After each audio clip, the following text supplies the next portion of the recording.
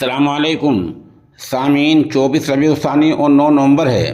خبر کا عنوان ہے فلسطین کے لیے چندہ مہم، ڈونیشن فار فلسطین۔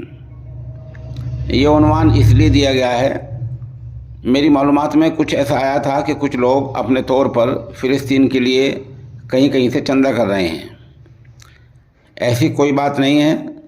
ملک میں جو معتبر، مستند اور بھروسے مند ملی جماعتیں ہیں، ان کی ایسی کوئی مہم نہیں ہے، نہ کوئی ایسی اپیل ہے، نہ وہ چندہ کر رہی ہیں۔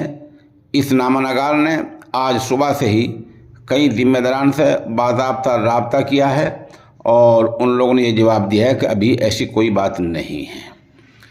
اس لیے مؤدبانہ درخواست ہے کہ کہیں بھی جو آدمی ملک بھر میں فلسطین کے نام سے چندہ کر رہا ہے، وہ اپنے طور پر کر رہا ہے اور فی الحال وہ غلط کر رہا ہے۔ غلط تب تک ہے جب تک کہ بھروسے مند، قابل اعتماد ملی جماعت سے وابستگی نہ ہو۔ یہ کام فرد اکیلے آدمی کا نہیں ہے، اس کے لیے اجتماعیت درکار ہے، اور کوئی بھی جماعت جب اپیل کرے گی تب اس کو مذہب اور ملک کا قانون دونوں اجازت دیتے ہوں۔ اگر کسی ایک طرف سے بھی کمزوری ہے یا دونوں طرف سے معاملہ کمزور ہے تو پھر ملی جماعتیں آپ سے ایسا کوئی کام کرنے کو نہیں کہیں گی۔